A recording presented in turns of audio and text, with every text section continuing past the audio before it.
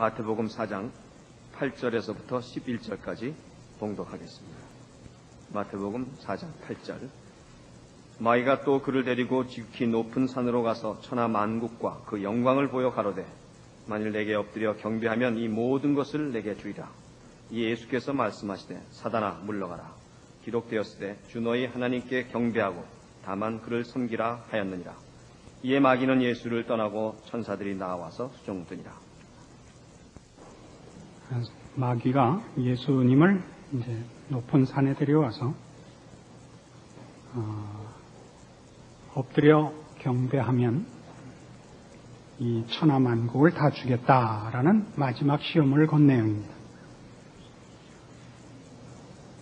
예수님께서 주 너희 하나님께 경배하고 다만 그를 섬기라 하시는 말씀으로 이 마지막 시험을 물리치십니다.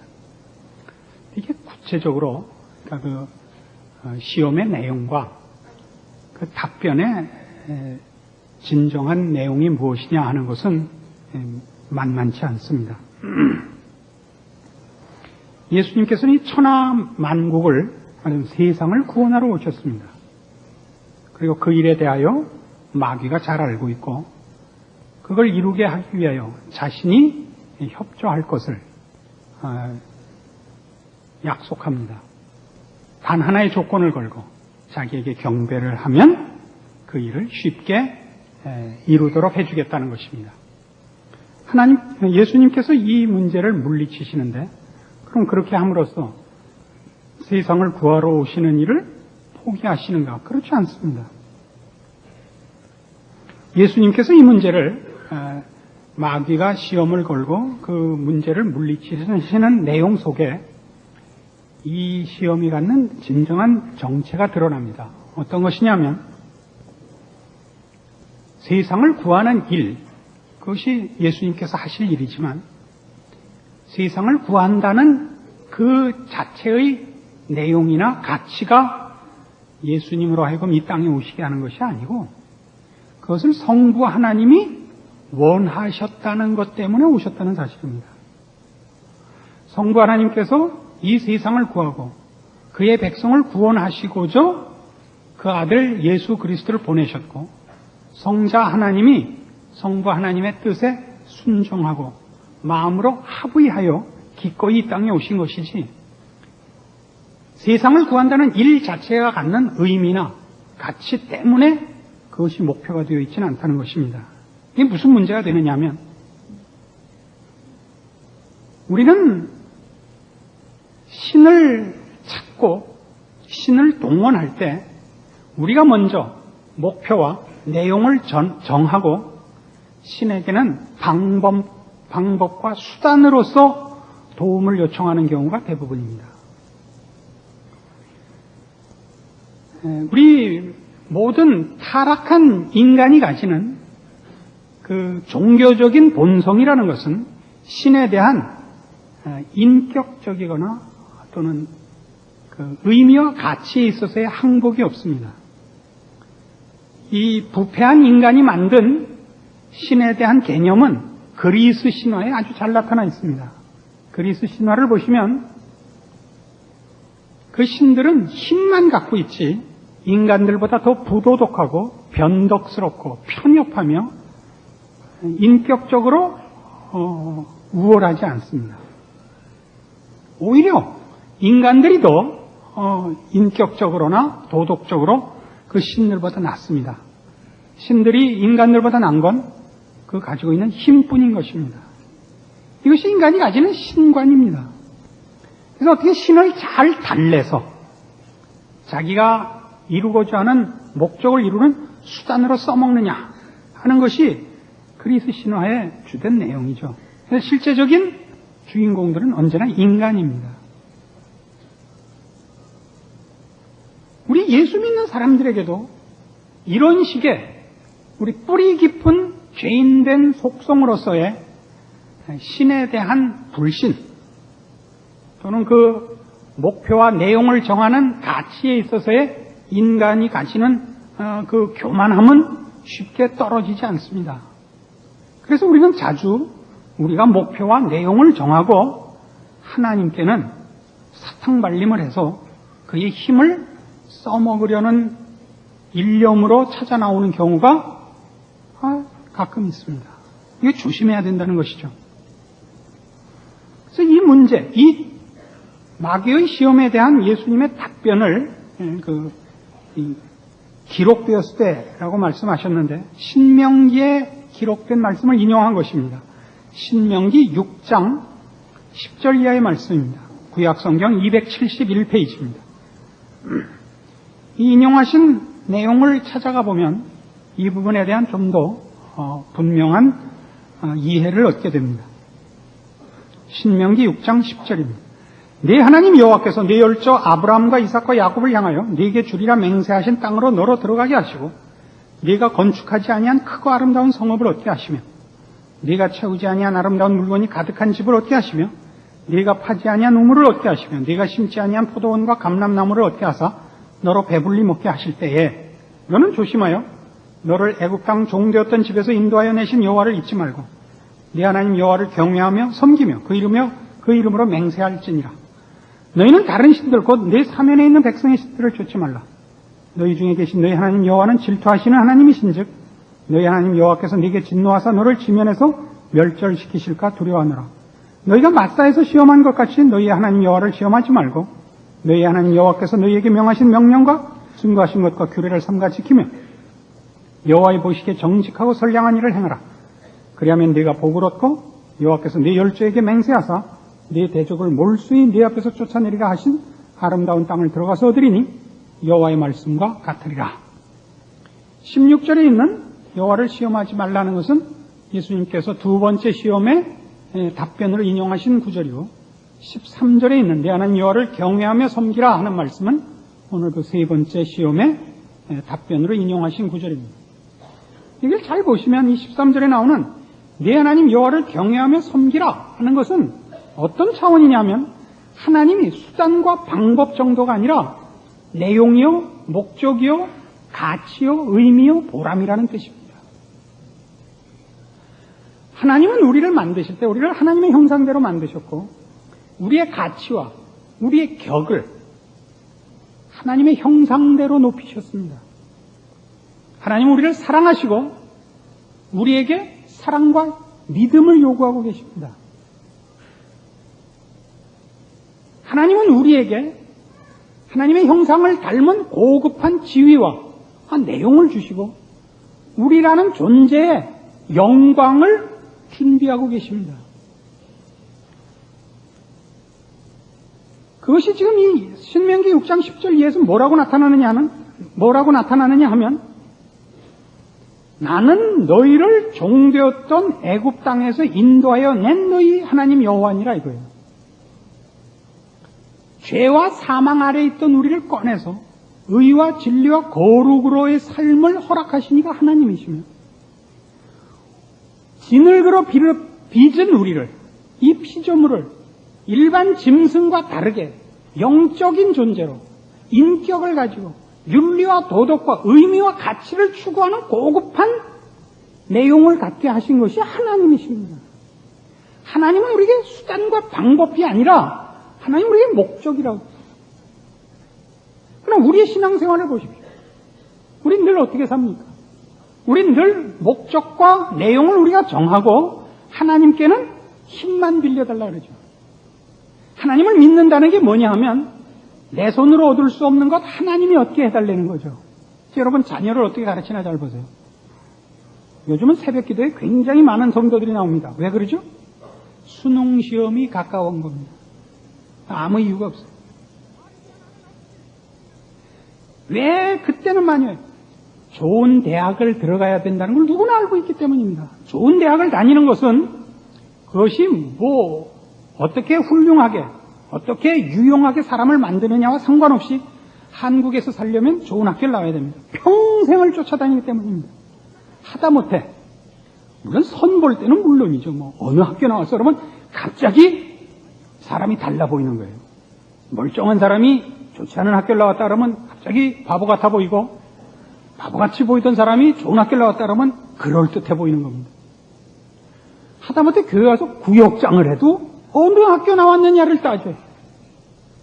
늘 그냥 발세를 해서 죄송합니다만, 불문과를 나왔다. 어디다 써먹는 거예요? 구역장 하는 거. 우리 구역 공부책에 가끔 영어 단어가 나오는 수는 있어도 불어를 쓰는 수는 없어요. 그래도 우리 구역장은 아무 대학 불문과를 나왔다 그러면 사람이 달라 보이는 거예요. 응? 여러분 나온, 여자 성도님들 여러분 나온 전공 과목 써먹고 계시는 분 있어요? 아무도 없잖아요. 왜 그 전공을 했죠? 좋은 학교는 들어가야겠고, 성적은 거기밖에 안 돼서 거기 간 거 아니에요. 가정학과 나와서 밥 잘하는 부인 못 봤고, 영문과 나오고는 영어 회화 잘하는 사람 아직 못 봤습니다. 잘하는 사람 있으면 이따 끝나고 교무실로 좀 와주십시오. 그런데 왜 그런다고요? 결국 하나님이 우리의 힘이 아니고, 하나님은 뭐에만 써먹느냐면 좋은 학교 가게 해주시는 분이에요. 실제로 힘은 좋은 학교 간 거예요. 돈과 사회적 지위와 건강이 내 힘이에요. 이 힘을 얻게 해주시는 분이에요. 하나님이 내게 내용이나 목적이 아니라고요. 오늘 예수님이 당하신 세 번째 시험의 본질이 이것입니다. 예수님은 하나님의 뜻을 이루러 왔습니다. 그래서 뭘 해야 되냐면 보내신 이의 뜻에 순종을 해야 됩니다. 사탄이 그에게 너 스스로 목적과 내용을 정하라는 거죠. 그걸 이루는 수단이라면 누구든 상관이 있냐, 이루어주는 이가 왕이지, 이겁니다. 국악을 연구하시는 분들은 우리나라의 전승되는 고유의 노래나 춤 사위들을 복원하기 위해서 그런 것들이 남아있는 그런 데를 찾아다녀야 되는데, 우리나라 전통 노래와 춤이 남아있는, 그대로 유지되는 데는 뜻밖의 무당들에게 남아있습니다. 그래서 어떤 전공하시는 교수님이 이제 방학을 이용해서 이제 우리나라 전통 음악과 춤을 이제 복원하러, 연구하러 찾아다니다가 무당들을 찾아다니게 됐어요. 그럼 무당도 세습 무당에게 가야, 강신 무당은 중간에 갑자기 되어갖고 영험하기는 하지만 전래된 무슨 뭐가 없죠. 세습 무당을 찾아다니는데, 한 번은 용하다는 무당이 있어서 산골짜기를 찾아갔더니 강신 무당인 거예요. 그래서 별로 뭘 한 게 없는데, 그래서 이제 거기까지 온 게 헛걸음이 됐으니까 이름을 물어봤더니 이름을 안 가르쳐 주더래요. 그래서 좀 이상하다 싶어서 살살 꼬여갖고 물어봤더니 이름이 정에스더더래요. 무당 이름이 정에스더. 놀랬죠. 그래서 이제 어떻게 된 건가 물어보니까 사연인즉 이렇게 된 겁니다. 이 무당이 대학을 다니던 처녀 시절에 어느 날 갑자기 병이 들었는데 병원에 가도 병명을 못 찾는 거예요. 죽을 것 같이 아프고 도무지 못 견디겠더래요. 그래서 자꾸 마음에 물 한 그릇 떠놓고 절을 하면 나을 것 같더래요. 근데 집안은 다 캐톨릭 집안인 거예요. 그러니까 가서 배운 게 있지, 이건 분명히 기독교 신앙이 아닌데 하면서 이런 생각이 날 텐데 너무 아프니까 부모님께 그 얘기를 했대요. 내가 물 한 그릇만 떠놓고 절을 하면 나을 것 같아. 그러니까 부모님도 펄쩍 뛰시고, 야, 너 에스더야, 너 무슨 망발이냐, 이렇게 생각하는 거예요. 근데 너무 아프니까 낫기만 한다면 이라는 생각에 물 한 그릇 떠놓고 정말 절을 하자 신이 내린 거죠. 그래서 무당이 된 거예요. 여길 잘 보세요. 병만 나오면 무엇인들 못하랴 해서 넘어가는 거예요. 기독교 신앙이 왜 순교를 그렇게 높이는지 아십니까? 하나님을 놓을 바에는 죽는 게 낫다예요. 이게 기독교 신앙이에요. 근데 어느 때문에 우리 다 놨어요. 무슨 거짓말을 앞에 깔아놓고 다 놨냐 하면, 공산당이 내려와서 따발청 겨누고 예수 믿을 거야 안 믿을 거야? 난 믿을 거야. 난 죽을 거야. 그런 일은 조만간에 일어날 일이 아니니까 그걸 하나 갖다 걸어놓고는 매일 팔아먹는 거예요. 정에스더 무당이 된 거예요. 학벌에 팔아먹고, 돈에 팔아먹고, 건강에 팔아먹고, 행복에 팔아먹고, 자존심에 팔아먹고, 우린 늘 우리가 원하는 걸 얻기 위한 우상을 동원하고 있지 하나님께 경배하지 않아요. 하나님이 우리 인생의 목적과 내용과 방법을 정한다는 걸 인정하지 않아요. 그러니까 우리는 어느 틈에 다 세상에 절하고 만 거예요. 이게 오늘 세 번째, 예수님께서 물리치신 시험의 본질입니다. 같은 신명기 10장에 가면, 그래서 성경은 하나님에 대한 말하자면 신앙을 이렇게 요구하고 있죠. 신명기 10장 12절. 이스라엘아, 네 하나님 여호와께서 네게 요구하시는 것이 무엇이냐? 곧 네 하나님 여호와를 경외하여 그 모든 도를 행하고 그를 사랑하며 마음을 다하고 성품을 다하여 네 하나님 여호와를 섬기고 내가 오늘날 네 행복을 위하여 네게 명하는 여호와의 명령과 규례를 지킬 것이 아니냐. 그렇게 나와요. 하나님이 우리에게 뭐 원한다고요? 마음을 다하고 뜻을 다하고 성품을 다하여 사랑하려는 거죠. 하나님을 사랑하려는 거죠. 하나님께 무슨 밥 지어 바치라 그러지 않죠. 고급한 인격의 교제를 요구한다 그랬죠. 하나님은 우리에게 그 항복을 요구합니다. 그리고 항복할 만한 일을 하셨습니다. 우리를 그렇게 만드셨고 우리에게 그렇게 찾아오셨습니다. 우리를 자녀로 취급하고 로봇같이 조종하시지 않았습니다. 그래서 보세요. 예수님께 어떤 이가 찾아와서 묻습니다. 선생님, 율법 중에 제일 큰 계명이 뭡니까? 예수님 뭐라고 요약하셨죠? 첫째는 네 마음을 다하고 뜻을 다하고 성품을 다하여 주 너의 하나님을 사랑하라 하신 것이요. 둘째는 이와 같으니 네 이웃을 네 몸과 같이 사랑하라 하는 것이라. 이 두 계명이 온 율법과 선지자의 대강령이니라. 그렇게 구약을 통틀어 정의를 하십니다. 하나님을 사랑하고 이웃을 사랑하라 이겁니다. 이것이 말하자면 이 요약은 어떤 의미에서 10계명에 요약되어 있는 것입니다. 하나님 외에 다른 신을 섬기지 마라. 우상을 섬기지 말고 조각하지 마라. 여호와 이름을 망령되이 일컫지 마라. 안식일을 거룩히 지키라. 도둑질하지 마라. 살인하지 마라. 간음하지 마라. 이웃의 것을 탐내지 마라. 거짓 증거하지 마라. 그거를 둘로 나눠서 뭐라고요? 하나님을 사랑하라, 이웃을 사랑하라예요. 이게 무슨 뜻일까요? 하나님을 사랑하라, 이웃을 사랑하라가 왜 이런 형태로 나와 있죠? 하나님 외에 다른 신을 두지 말라는 것은 어떤 문제도 하나님이 주인이시고 하나님이 결제자이시지 하나님이 손 못 대는 부분 없다 이겁니다. 여러분의 삶에 하나님 한 분이 모든 일의 주인이십니다. 하나님은 온 우주 만물의 주인이시고 역사의 통치자십니다. 근데 우리는 하나님을 불러 무엇 다른 것을 달라 그러죠. 하나님을 불러 운을 달라 그러고 하나님을 불러 승리를 달라 그러고 하나님을 불러 부와 능력을 달라 그런다고. 하나님이 실제 신이 아니에요. 하나님은 우리에게 신으로 인도하는 분이에요. 여호와 외에 하나님 외에 다른 신을 두지 말라 그거예요. 우상을 섬기지 말며 조각하지 말라. 우리가 우상을 어떤 형태로 만드는 것은 그걸 필요로 하기 때문이에요. 힘을 필요로 하면 힘을, 무슨 물질을 필요로 하면 물질에 관한 형상으로 우상을 만드는 법이에요. 하나님이 그런 형상을 만들지 말라는 것은 하나님은 온 우주 만물을 다스리시고 모든 일의 주인이시기 때문이에요. 그는 우리에게 충분하신 분이라고요. 하나님이라는 기차를 타고 어디 가야 되는 게 아니라고요.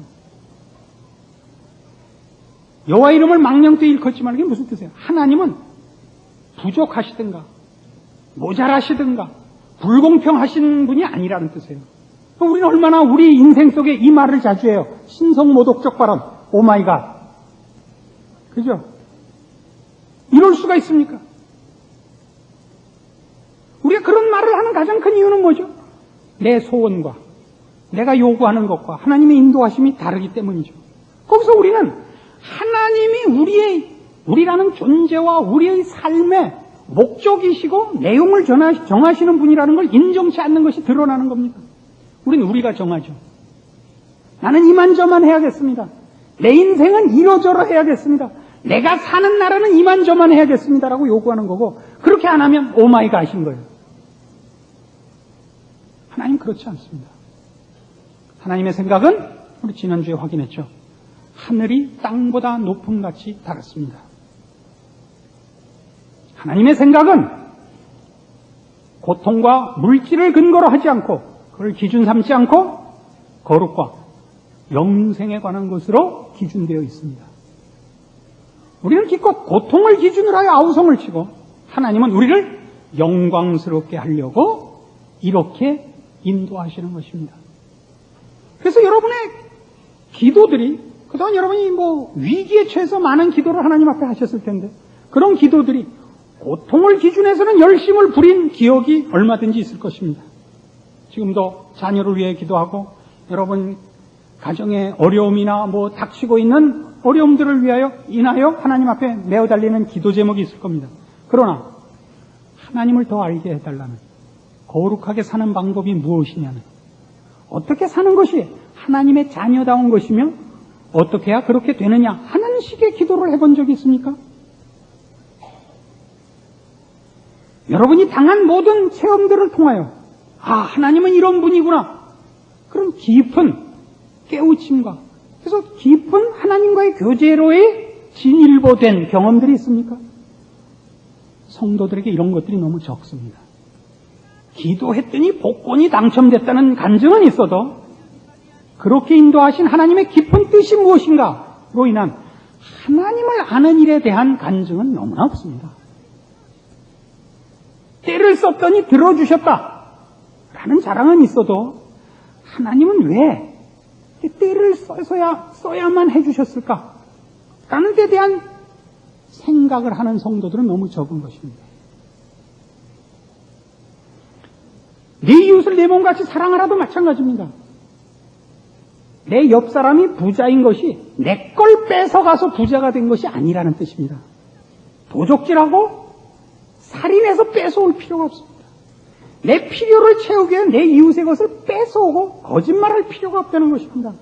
하나님은 내 옆 사람 복 주느라고 나한테 줄 것이 고갈되어 있는 분이 아닙니다. 온 인류를 먹여 살리고 풍족해 하실 수 있는 분입니다. 그런데 오늘날 왜 내가 이 꼴이냐고요? 그게 나한테 최선이기 때문에 그렇습니다. 그 고난과 그 궁핍이 우리에게 유익하기 때문에 하나님이 그렇게 하시는 겁니다. 잘 훈련 받으십시오. 우리의 불평은 이것과 같습니다. 시험 문제가 왜 이렇게 어려우냐, 그런 것과 같습니다. 시험 문제를 이렇게 내면 얼마나 좋습니까? 자기 이름을 한문으로 써라, 영어로 써라, 오른손으로 쓰고 그 다음에 왼손으로 써라. 그런 시험은 안 봅니다. 왜요? 그러면 그 시험 봐야 되는 피교육자에게 교육적 가치와 훈련이 되지 않기 때문입니다. 오늘 우리의 신앙은 바로 이 시점에서 점검되어야 합니다. 나에게 하나님은 어떤 분이냐입니다. 나의 존재와 인생의 목적과 그 내용에 있어서 내 하나님이시며 그의 형상을 따른 복된 자리로 인도하시는 내 경배를 받고 감사를 받을 뿐인가? 내 소원을 이루어주시는 수단과 방법에 불과한가?